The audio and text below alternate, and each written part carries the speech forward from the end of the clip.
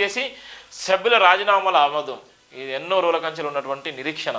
తెలంగాణ రాష్ట్రం ఏర్పడిన తర్వాత తెలంగాణ రాష్ట్రంలో ఉన్నటువంటి ప్రతి ఒక్కరికి కూడా టీఎస్పీఎస్సీ మీద నమ్మకం ఉన్నప్పటికీ కూడా టీఎస్పీఎస్సీ వస్తే వాళ్ళ జీవితాలు మారిపోతే టీఎస్పీఎస్సీకి సంబంధించి నోటిఫికేషన్ వస్తే ఉద్యోగ అవకాశాలు వస్తాయి, ఉద్యోగ అవకాశాలతో పాటు జీవితాలు మారుతాయి అని ఎన్నో సంవత్సరాల నుంచి వెయిట్ చేసి తెలంగాణ రాష్ట్రం సాధించుకున్న తర్వాత టీఎస్పీఎస్సీ కోసం ఎన్నో రోజుల నుంచి కళ్ళు చెదిరేలాగా అక్కడ కళ్ళు గుబిరిలాగా పెట్టుకొని ఇలా కళ్ళు ఒత్తులు పెట్టుకొని కూడా బుక్స్లు ముందేసుకొని నోటిఫికేషన్ వస్తే చదువుకొని బాగుపడి నిజంగా మా జీవితాలు మారుతాయని చెప్పుకున్నటువంటి విద్యార్థి లోకానికి నిరాశ మిగిలిందని చెప్పచ్చు.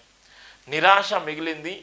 టీఎస్పీఎస్సీ గత ప్రభుత్వాలు ఏదైతే ఉమ్మడి ఆంధ్రప్రదేశ్లో ఉన్నదో ఒక్కసారి కూడా టీఎస్పీఎస్సీ సంబంధించి నిర్లక్ష్యం చేయలేదు. టీఎస్పీకి సంబంధించి పేపర్ లీకేజీలు కాలేదు, విద్యా సంస్థల విషయంలో కానీ గోల్మాల్ కాలేదు. ఇలా ఏది జరిగినా కూడా టీఎస్పీఎస్సీ విషయంలో నిర్లక్ష్యంగా నెగ్లెన్స్గా ఈ 30 లక్షల మంది విద్యార్థుల జీవితాలతోని ఏ తెలంగాణ రాష్ట్రం వస్తే బతుకులు బంగారం అయితే ఆ బతుకులను బస్టాండ్ చేసినటువంటి కేసీఆర్ పాలన ఎంత భయంకరంగా ఉందో, టీఎస్పీఎస్సీ విషయంలో కూడా ఎంత గోల్మాల్ చేసిలో, ఎంత ఎగ్జామ్ రాయకపోయినప్పుడు కూడా వాళ్ళు పాస్ చేసి వాళ్ళకు గ్రూప్ 1 పోస్టులు ఇచ్చేటువంటి నేపథ్యం ఉంటుంది. గ్రూప్ 1 పోస్టులకు సంబంధించి 3 గ్రూప్ 1 పోస్టులు ఉంటే 2 టైమ్స్ నేను గ్రూప్ 1 ఎగ్జామ్ రాశాను. ఒకటి టీవీ ఛానల్ నడిపించుకుంటూ మరో పక్కన చదువుకుంటూ నేను కూడా 1-2 గంటల దాకా నైట్ 1-2 గంటల దాకా కూడా గ్రూప్ 1 సంబంధించినటువంటి అంశాల మీద నేను దృష్టి పెట్టి చదవడం ప్రయత్నం చేశాను. అంటే ఎంత టైం వృధా అయిపోయింది. గ్రూప్ 1 చదవడానికి కోసం, గ్రూప్ 1 ఎగ్జామ్ మేము రాయడం కోసము 1-2 గంటల దాకా మేము చదువుకున్నటువంటి నేపథ్యంలోనే గ్రూప్ 1 అది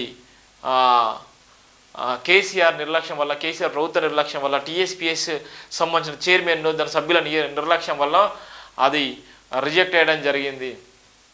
అది టోటల్గా కనీసం దాని మీద అవగాహన లేనటువంటి వ్యక్తులు వాళ్ళందరూ కూడా నిర్వహించడం వల్ల టీఎస్పీఎస్సీ రాజీనామాలు చేసినటువంటి నేపథ్యం ఈరోజు చూసినాం.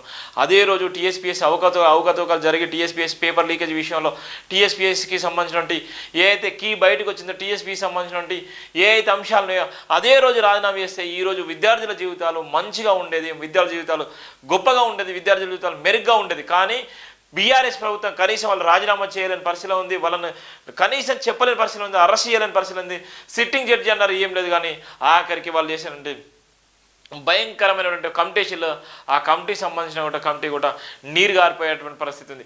ఇవాళ టీఎస్పీ సంబంధించినటువంటి అంత పెద్ద అంశము అన్ని లక్షల మంది జీవితాలు ఆన్ చేసినటువంటి టీఎస్పీ సంబంధించినటువంటి చైర్మన్తో పాటు సభ్యులందరినీ కూడా జైలుకు పంపించాలి. ఆ జరిగినటువంటి ఏదైతే అప్పులు కట్టుకొని విద్యార్థులు చదువుకొని ఏదైతే అశోక్ నగర్లో కానీ వివిధ హాస్టల్స్లలో కానీ వివిధ రూమ్లలో కానీ చదువుకున్నటువంటి విద్యార్థులకి కేటీఆర్ ఎన్నో రకాల హామీలు ఇచ్చిండు. బుక్స్ లిస్ట్ చేస్తాం, వాళ్ళకి ఫ్రీగా ఎడ్యుకేషన్ అందిస్తాం, దాంతోపాటు వాళ్ళకి ఫ్రీగా అన్ని అవకాశాలు కల్పిస్తాం, అన్ని వసతులు కల్పిస్తామని చెప్పిన కానీ బట్టాబాజు మాటలు చెప్పిండు. విద్యార్థులకు న్యాయం జరగలేదు. అందుకోసమే టీఎస్పీఎస్ సంబంధించినటువంటి వెంటనే రాజీనామాలు ఆమోదించింది గవర్నర్ గారు. ఇక్కడ ఉన్నటువంటి టీఎస్పీఎస్ సంబంధించిన సభ్యుల రాజీనామాల ఆమోదం తర్వాత ఏం జరగబోతుందంటే ఇప్పుడు పార్లమెంట్ ఎన్నికలు రాబోతున్నాయి. పార్లమెంట్ ఎన్నికలు వస్తున్నటువంటి తరుణంలో పార్లమెంట్ ఎన్నికలకు రాకముందుకే ఆ పార్లమెంట్ ఎన్నికల కోడ్ రాకముందుకే ఎంబటే టీఎస్పీ సంబంధించినటువంటి కసరత్తు చేస్తున్నారు. ఏదైతే టీఎస్పీఎస్ సంబంధించిన అప్లికేషన్ పెట్టిలో ఎవరైతే టీఎస్పీఎస్ సంబంధించినటువంటి ఫస్ట్ సారి సెకండ్ సారి కానీ గ్రూప్ 1 గ్రూప్ 2 ఎవరైతే రాసిలో వాళ్ళందరికీ కూడా మళ్ళీ ఎగ్జామ్ కండక్ట్ చేసి వాళ్ళకి అవకాశం కల్పించాలి, అది పారదర్శకంగా జరగాలన్నటువంటి ఆశ అయితే ఉంది చాలామందికి. దాని విషయంలో స్పష్టంగా అయితే జయబింద్ర పత్రిక రాయడం జరిగింది. విద్యా ఉద్యోగుల విషయంలో పట్టుదలగా ఉన్న సీఎం రేవంత్కు ఇప్పుడు నూతన చైర్మన్ సభ్యులు నియామకానికి మార్గం సుగమమైంది. తెలంగాణలో మరో కీలక పరిణామం. రాజీనామాలు ఆమోదించాలని గవర్నర్కి ఎమ్మెల్సీ జీవన్ రెడ్డి లేఖ, నెల క్రితం రాజీనామా, దిగజారిన కమిషన్ ప్రతిష్ట, ఇంటి దొంగలతోనే ఈ పనైనటువంటి నేపథ్యం ఉంది. ఏదైతే ఉందో ఇప్పుడు ఉన్నటువంటి సంబంధించిన టీఎస్పీకి సంబంధించినటువంటి సభ్యులకు సంబంధించి కొత్త వర్గం కూడా తయారు కాబోతుంది. ఆ వర్గం ఎలా ఉండబోతుంది, దానికి సంబంధించినటువంటి ఎవరు చైర్మన్గా ఉంటున్నారు, దాంట్లో కూడా అవకతవకల విషయంలో ఏ విధంగా ఉన్నటువంటి ప్రధాన వార్త కూడా రాయడం జరిగింది. తెలంగాణలో మరో కీలకంగా పరిణామం చోటు చేసుకుంది. రేవంత్ రెడ్డి కోరుకునేది జరిగింది. టీఎస్పీఎస్సీ చైర్మన్ జనరల్తో పాటు సభ్యుల రాజీనామాకు గవర్నర్ తమిళసై సౌందరరాజన్ బుధవారం ఆమోదించారు. దీంతో విద్యా ఉద్యోగుల విషయంలో పట్టుదలగా ఉన్న సీఎం రేవంత్కు ఇప్పుడు నూతన చైర్మన్ సభ్యుల నియమానికి మార్గం సుగమమైంది. నెల క్రితం రాజీనామా TSP chairman B Janardhan Reddy 5 సభ్యులు గత డిసెంబర్లో తమ పదవులకు రాజీనామా చేశారు. అయితే రాజీనామాల ఆమోదం విషయంలో గవర్నర్ ఆదేశించి అడుగులు వేశారు. ఈ క్రమంలో కాంగ్రెస్ ఎమ్మెల్యే జీవన్ రెడ్డి రాజీనామాలు ఆమోదించాలని గవర్నర్కు లేఖ రాశారు. టీఎస్పీ చైర్మన్ సభ్యులు లేకపోవడంతో ఉద్యోగుల భర్తీపై ప్రభుత్వం నిర్ణయం తీసుకోలేకపోయిందని లేఖలో పేర్కొన్నారు. ఈ క్రమంలో మంగళవారం ప్రభుత్వం కూడా గవర్నర్కు లేఖ రాసింది. రాజీనామా ఆమోదం విషయంలో తమకు ఎలాంటి అభ్యంతరం లేదని వెల్లడించింది. ఈ క్రమంలో గవర్నర్ రాజీనామాకు ఆమోదం తెలిపారు. దిగజారిన కమిషన్ ప్రతిష్ట ప్రభుత్వ శాఖలో ఉద్యోగ నియామకానికి టీఎస్పీఎస్సీ జాతీయ స్థాయిలో ఘనత సాధించింది. పలు రాష్ట్రాలకు రోల్ మోడల్గా నిలిచింది.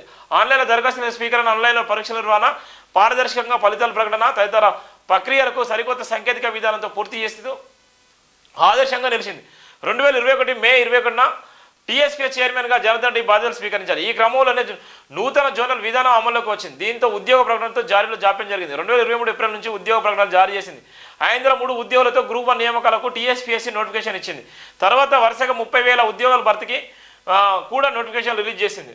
ఇంటి దొంగలతోనే ఈ పని జరిగింది. పెద్ద సంఖ్యలో ఉద్యోగులు భర్తీకి పూనుకోవడంతో టీఎస్పీఎస్సీలో దొంగలు తయారయ్యారు. గ్రూప్ 1తో పాటు పలు పరీక్షలకు సంబంధించిన ప్రశ్నపత్రాలు బయటకు రిలీజ్ చేశారు. దీంతో ఒక్కసారిగా టీఎస్పీ ప్రతిష్ట దిగజారింది.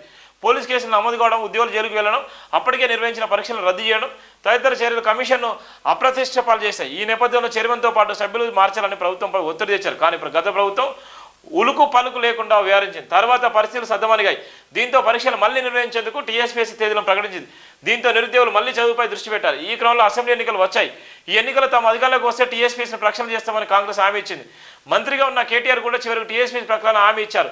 ఈ క్రమంలో కాంగ్రెస్ అధికారంలోకి రావడంతో చైర్మన్ జనార్దన్ రెడ్డికి తన పదవికి రాజీనామా చేశారు. ఆ తర్వాత సభ్యులు కూడా ఆయన బాటలోనే నడిచారు. తాజాగా వారి రాజీనామాలో గవర్నర్ ఆమోదించిన నేపథ్యం. దీనికి సంబంధించి ఎవరు దీనికి ఏ విధంగా చేస్తారు చెప్పండి. ఇక దీనికి సంబంధించి టీఎస్పీ సంబంధించి ఏం చేస్తే బాగుంటుంది, వీళ్ళకు ఈ దిగజారినటువంటి ప్రతిష్టకు సంబంధించి ఏం చేస్తే బాగుంటుందో ఇక్కడైతే మీకు పోలిస్తున్నాను. పోలీసు సంబంధించి అయితే చెప్పండి.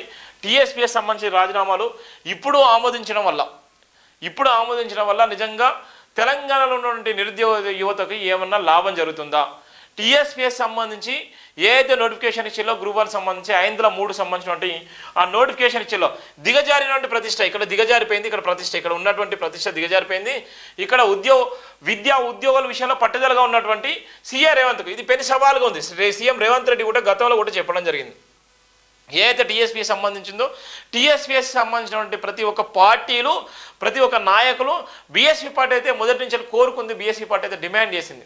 సెట్ అని ఇది అని అదని చాలా రకాలు చేసినా కూడా డిమాండ్ చేసింది. అవన్నీ కూడా నెరవేరలేదు. ఇక్కడ ఉన్నటువంటి జనార్దన్ రెడ్డి సార్కి సంబంధించి ఒక సిన్సియర్ ఐఏఎస్గా ఉన్నటువంటి వ్యక్తి ఈరోజు అప్రప్రతిష్టాలు దిగజారిపోవడానికి గల కారణం ఏంటంటే కేసీఆర్ గారు. ఇక్కడ ప్రధానంగా కేసీఆర్తో పాటు కేటీఆర్ ఈ ఇద్దరి వల్ల రాష్ట్రంలో ఉన్నటువంటి 30 లక్షల మంది నిరుద్యోగులు ఎవరైతే గ్రూప్ 1 రాశిలో 30 లక్షల మంది యువత జీవితాలు ఆన్ చేసినటువంటి నేపథ్యం ఉంది. వీళ్ళ కోసం ఎన్నో సందర్భాల్లో ఎన్నో రకాలుగా వివిధ పార్టీలు రౌండ్ టేబుల్ సమావేశం పెట్టి రోడ్ల మీదకి వచ్చి విద్యార్థి సంఘాలు రోడ్ల మీదకి వచ్చి ధర్నాలు రాష్ట్రంలో కలిసిన సందర్భాల్లో కూడా ప్రభుత్వం చీమ కుట్టినట్టు కూడా లేదు. కనీసం వీళ్ళని మందలించిన నేపథ్యం లేదు. ఇవాళ దొంగలు ఊరు పంచుకున్నట్టుగా ఇవాళ ఏ విధంగా అయితే ఉన్నారో వాళ్ళందరూ కూడా ఏం చేయలేని పరిస్థితి. ఇంటి దొంగలతోనే ఈ పని జరిగింది. గ్రూప్ 1 సంబంధించి ఎవరైతే గ్రూప్ 1 సంబంధించినటువంటి అంశం ఉందో గ్రూప్ 1 సంబంధించినటువంటి అంశాన్ని తీసుకున్నట్టయితే ఇక్కడ ఇంటి దొంగలు ఎవరైతే ఉన్నారో టీఎస్పీ సంబంధించినటువంటి ఇంటి దొంగలే వాళ్ళు ఎప్పటి నుంచో మొరపెట్టుకున్నారు. నెల క్రితమే రాజీనామా చేసినటువంటి సందర్భంగా ఉంటుంది. నెల క్రితం రాజీనామా చేస్తే గతంలో గవర్నర్ గారు స్పష్టంగా చెప్పడం జరిగింది. గవర్నర్ గారికి ఎంతోమంది టీఎస్పీ సంబంధించినటువంటి దాని మీద కూడా విచారణ నిమిత్తం కూడా ఆదేశించిన నేపథ్యం ఉంది. కానీ ప్రభుత్వం ఉలుకు పలుకు లేకుండా విద్యార్థుల జీవితాలతో చెలగటమాడి విద్యార్థులు ఆత్మహత్యలు చేసుకునేలా ప్రేరేపించింది. కానీ ఇవాళ టీఎస్పీఎస్సీని మాత్రం నిర్వహించలేని పరిస్థితిలో ఉంది. ఇవాళ కోట్ల రూపాయలు, వేల కోట్లు, లక్షల కోట్ల రూపాయలు దోపిడీ చేసింది. కానీ ప్రభుత్వం టీఎస్పీఎస్సీ విషయంలో కనీసం ఇన్సులేటర్లో కూడా పేపర్లు ఇవ్వలేని పరిస్థితిలో ఉంది. టీఎస్పీఎస్సీ అంటే 3 పోస్టులకు సంబంధించి ఎంత భయంకరంగా చేసింది అంటే అంత భయంకరంగా చేసింది. అంటే అందుకోసమే రాష్ట్రంలో ఉన్నటువంటి ప్రజలు ఇంటి దొంగలను భరతం పట్టడం కోసం వాళ్ళు ఎన్నో రకాలు చేసేళ్ళు. పెద్ద సంఖ్యలో ఉద్యోగుల భర్తీకి పూనుకోవడంతో టీఎస్పీఎస్సీలోని కూడా దొంగలు తయారయ్యారు. ఎంత ఘోరంగా అంటే అంత ఘోరంగా చేయడం జరిగింది. వీళ్ళందరూ కూడా రాజీనామాకు సంబంధించినటువంటి ఎంతో డిమాండ్ ఉన్నప్పటికీ కూడా వీళ్ళు రాజీనామాలు చేయలేదు. కానీ ఏదైతే ప్రభుత్వం బీఆర్ఎస్ ప్రభుత్వం వెంటనే ఏదైతే పోయిందో అప్పుడే ఎంబటే రాజీనామాలు గవర్నర్ గారు సమర్పించిన నేపథ్యంలో ఆమె రాజీనామాలు ఇవ్వలేదు. టీఎస్పీ చైర్మన్తో పాటు 5 సభ్యులు కూడా నెల క్రితమే రాజీనామాలకు సంబంధించి ఇచ్చిన సందర్భం ఉంది. కానీ గవర్నర్ గారు రాజీనామా చేయలేదు. 2021 మే 21 టీఎస్పీ చైర్మన్గా జనార్దన్ రెడ్డి బాధ్యతలు స్వీకరించిన నేపథ్యంలో అప్పటి నుంచి ఇప్పటి వరకు ఏం జరగలేదు. గ్రూప్ 1 సంబంధించిన అంశాన్ని తీసుకుంటే 503 పోస్టులకు సంబంధించి నోటిఫికేషన్ ఇవ్వడం జరిగింది. 503 పోస్టులు 2023లో 503 పోస్టులకు నోటిఫికేషన్ ఇచ్చిన తర్వాత అది నిర్వహించలేదు. గ్రూప్ 1 నోటిఫికేషన్తో పాటు వివిధ నోటిఫికేషన్లు కూడా 30,000 నోటిఫికేషన్లు కూడా ఇవ్వడం జరిగింది.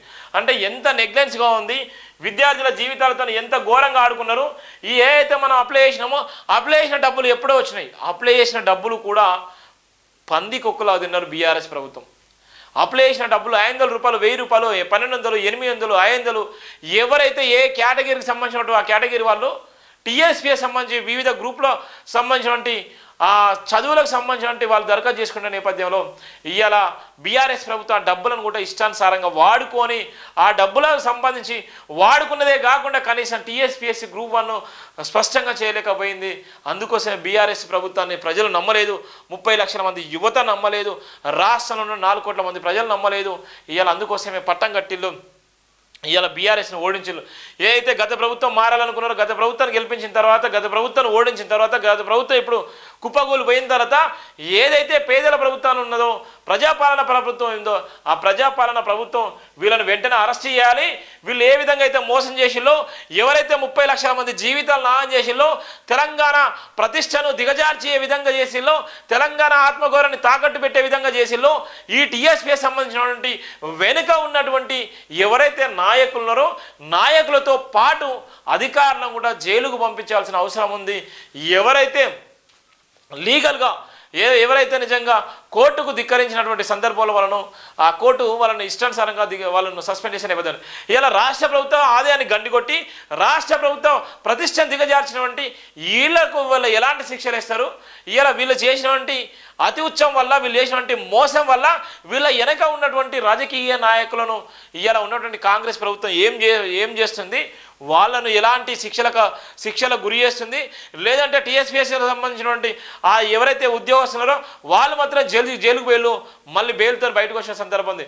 వాళ్ళతో పాటు వీళ్ళ ప్రమేయం కూడా ఉంది కాబట్టి వీళ్ళని కూడా జైలుకు పంపాలి. వీళ్ళ జైలుకు పంపి టీఎస్పీఎస్సీకి సంబంధించినటువంటి ఎన్ని లక్షల మంది అయితే దరఖాస్తు చేసుకున్నారో మళ్ళీ వాళ్ళందరికీ హాల్ టికెట్ ఇవ్వాలి. పారదర్శకంగా ఎగ్జామ్ కండక్ట్ చేయాలి. ఎగ్జామ్ కండక్ట్ చేసి ఎలాంటి ఇబ్బంది లేకుండా 503 గ్రూప్ 1 పోస్టులకు సంబంధించి అది అందరికీ ఇచ్చే విధంగా ఉండాలి. ఎవరైతే ఎగ్జామ్లో పాస్ అయినటువంటి వ్యక్తులరో వాళ్ళందరికీ ఇచ్చే విధంగా ఉండాలి. ఎవరైతే 153 ఎగ్జామ్కి సంబంధించినటువంటి నోటిఫికేషన్ ఉందో ఆ ఉద్యోగాలకు సంబంధించి ఫస్ట్ సారి సెకండ్ సారి రాసినటువంటి వ్యక్తులకి మంచి మార్కులు వచ్చి ఆ ఉద్యోగాన్ని కూడా కోల్పోయే సందర్భం ఉంది. ఇప్పుడు రాముడెవడో రాక్షసుడెవడో అన్నట్టుగా ఇలా పరిపాలన ఉంటే ఆ పరిపాలన కూడా అద్దం పట్టే విధంగా ఉండాలి, ప్రజలకు మేలు చేసే విధంగా ఉండాలి. లేకపోయిందంటే ఇవాళ టీఎస్పీఎస్సీకి సంబంధించిన గందరగోళం అయితే మనం చూస్తున్నాం.